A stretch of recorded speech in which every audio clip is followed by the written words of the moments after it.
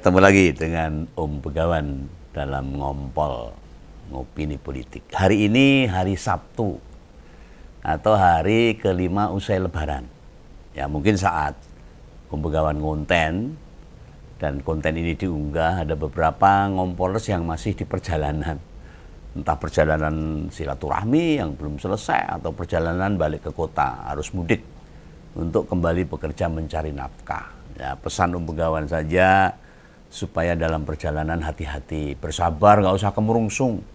Terutama bagi yang naik kendaraan pribadi, entah roda 2, roda 4, jangan sampai ada kecelakaan lagi lah. Walaupun tidak sepadat tahun sebelumnya, menjaga diri, menjaga keamanan lebih nyaman itu lebih baik. Meski kondisi setelah Lebaran tidak lebih baik dari sebelumnya. Tugas kita sebagai manusia untuk tetap berusaha. Jangan mudah menyerah. Ya, entah sampai kapan. Ekonomi Indonesia begini-begini aja. Begono-begono saja. Kita benar-benar menghadapi kenyataan. Hidup di negara yang para pemimpinnya gak punya inisiatif, inovasi, terobosan, malah korupsi di mana-mana. Buat meningkatkan kesejahteraan rakyat. Dan kalau menyerah maka yang rugi ya kita sendiri. Meskipun banyak pembangunan-pembangunan yang kadang-kadang tidak bermanfaat bagi rakyat.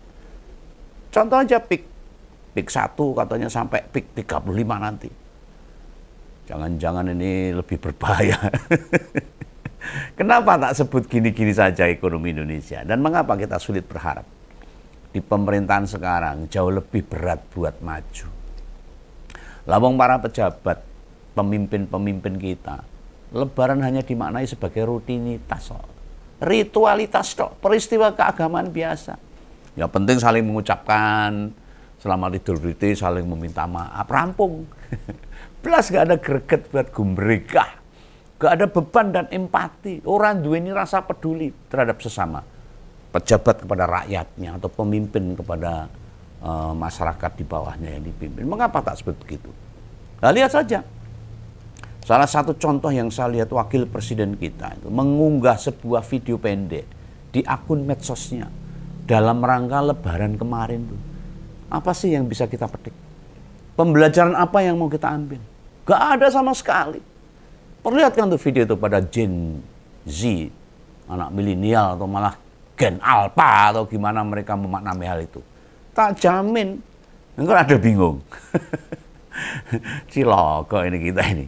Ada seorang pemimpin negara tidak bisa membangkitkan semangat berjuang, semangat kebersamaan, semangat persatuan. Ngalamat yang bersangkutan gak paham tujuan hidup.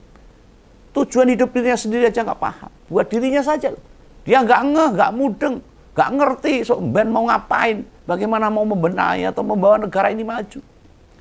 Postingan itu ya bagi Om Begawan tak nilai postingan biasa. Selayaknya kita warga negara, tak utek video posting, udah gitu aja. Dan gak ada maknanya, tidak bisa menimbulkan kebangkitan atau perasaan yang menggugah sama sekali. Loh, akun medsos bicara dengan wartawan atau kegiatan pejabat, para pemimpin kan representasi sebuah komunikasi. Yang namanya komunikasi tak jamin mengandung mimpi, harapan, keinginan buat dipahami orang lain. Loh, entah yang diajak komunikasi atau maupun yang melihatnya, bila sekelas wakil presiden loh itu gak bisa menyisipkan pesan, mengambil hikmah, mengajak rakyatnya memaknai peristiwa keagamaan. Bagaimana mau mengubah negara ini yang sudah terlanjur carut-marut? Bahwa dia mengandalkan AI itu sah, gak masalah. Substansinya bukan media yang dipakai, justru malah yang tak kritisi. Niat wakil presiden itu mengunggah ucapan model ngono kae. Karepe opo? Tapi kemudian banyak netizen malah nyoroti, itu pakai aplikasi gratisan yang banyak dipakai oleh orang biasa. Ya sudah gitu konsepnya niru sebuah film barat yang berjudul Dan itu. Kan parah banget itu. Lawang ide, gagasan, inisiatif sendiri gak ada, ngandalkan jiplakan, copy paste.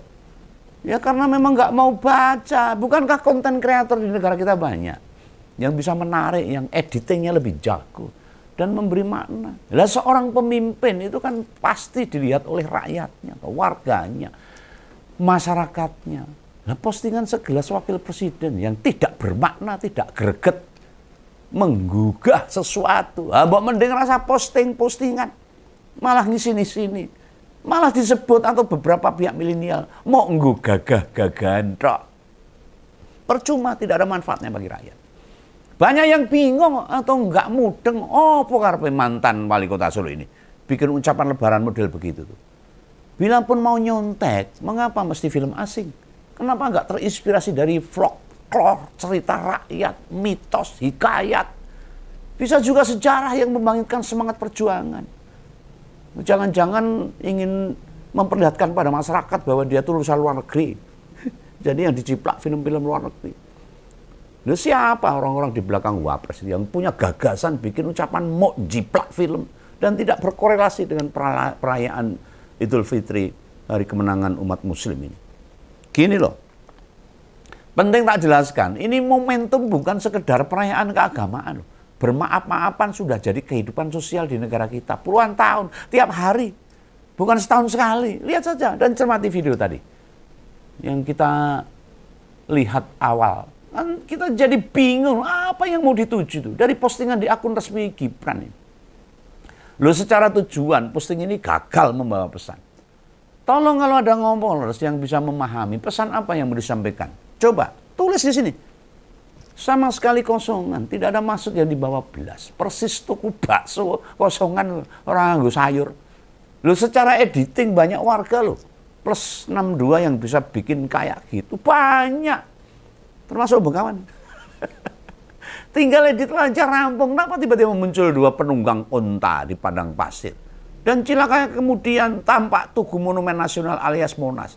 Loh, bagi Om Bengawan itu tak manai negara kita dalam suasana nestapa, hancur. Sudah tak ada kehidupan kan. Dan ditayangkan genah banget. Hanya ada Gibran sama selfie. Loh, karpe apa ini? Di Indonesia hanya mereka berdua yang tersisa. Yang lain musnah gitu. Ini pemimpin. Cuma menonjolkan dirinya sendiri dan merendahkan orang lain. Warga atau rakyat tidak akan pada bisa bertahan di tengah-tengah kemajuan zaman. Pemimpin jangan egois yang tidak peduli. Loh, yang begitu hanya mikirin orang terdekatnya saja loh. Kelihatan dari postingannya. Lah, orang model mereka nerak nyekel kekuasaan apa ya digagas semua. Dan tak jamin meski banyak disorot dan diperbincangkan, orang bakal digagas tuh sama mereka, sama wakil presiden. Cuek aja. Seakan-akan dia paling benar. Nggak mau tahu, lu mau nuduh saya, lu mau cuek, nggak akan digagas. Masyarakat dianggap tidak ada. Pemimpin itu mestinya jadi simbol, dirinya peduli, memahami dan mau memperjuangkan rakyat. Hubungan apa coba antara onta padang pasir sama Tugu Monas, terus kemudian sama puasa sebulan penuh, itu apa kaitannya? Bahwa puasa itu berat dihadapi manusia. Mosok lambang atau simbolnya padang pasir. Seterseksa itu habis kita berpuasa 1 bulan. Atau jangan-jangan tidak berpuasa. Siapa yang tahu? Kalau dengan postingan seperti itu tidak ada maknanya. Justru meremehkan bangsa kita. Terus bila dikomparisasi sama kesulitan rakyat, disandingkan dengan tantangan bangsa ini, dikaitkan dengan kepemimpinannya, apa yang bisa kita maknai? Gak ada sama sekali. Secara kualitas dan kuantitas, pemimpin-pemimpin kita sekarang beneran pada gak mudeng tuh. Mesti ngapain? Ya? Pating belengkrah, pating belasak sendiri-sendiri. Ada benar. Wakil Presiden mau mengunggul-unggulkan pemanfaatan AI. Mbok gak tampilan seremeh itu. AI itu kan hal yang luar biasa. Teknologi informasi yang sangat bagus. Kenapa hanya segitu-gitu aja? Jika hasilnya kayak gitu, banyak itu anak-anak SMK. Anak-anak remaja generasi milenial yang bisa niru. Lah pakailah AI berbayar. Duduk golek gerentongan gratisan. Ini Bengawan menyampaikan hal ini bukan buat menjatuhkan. Buat apa menjatuhkan? Justru malah biar Wapres introspeksi. Mengevaluasi, membenahi. Kalau mau upload sesuatu, itu mesti mau yang jelas tujuannya dulu. Pemimpin loh, orang nomor 2 di Indonesia kok seremeh itu. Kok ngambil angel, malah padang pasir. Lah, apa mau negara kita jadi keresan rakyat negara-negara di timur sana seperti di sana itu. Justru menampilkan suasana padang pasir. Secara tidak langsung mau mengakui kita sedang menghadapi situasi yang berat. Yang sulit, yang menyusahkan.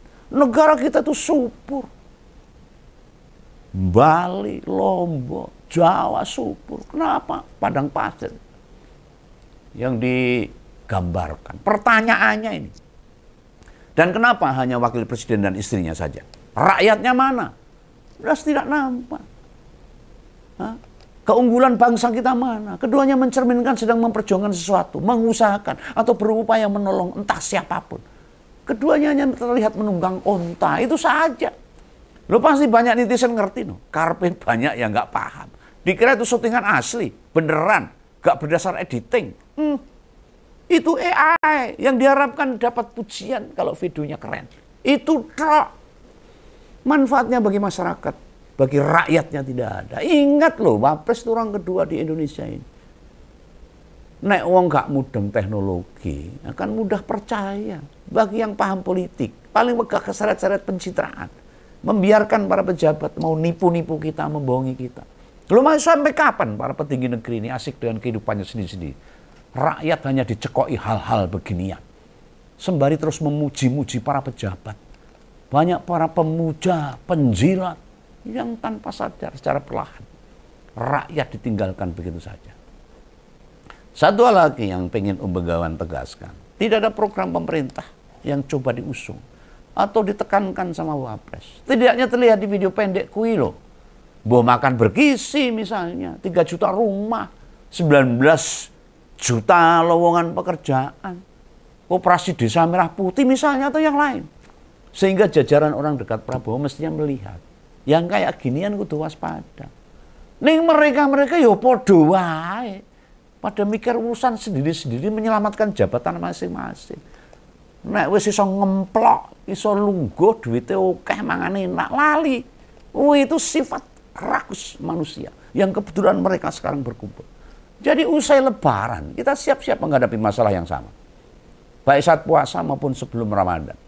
Tidak ada sesuatu yang membuat negara kita kondisinya makin membaik. Kita yang rakyat jelata, kembali dengan rutinitas yang enggak atau sulit diharapkan, memperbaiki nasib keluarga kita. Ya semoga kita tetap kuat untuk menghadapi kehidupan kita.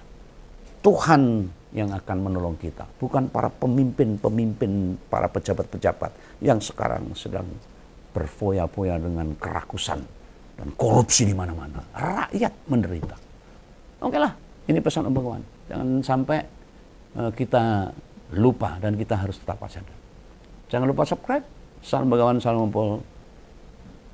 Dadah.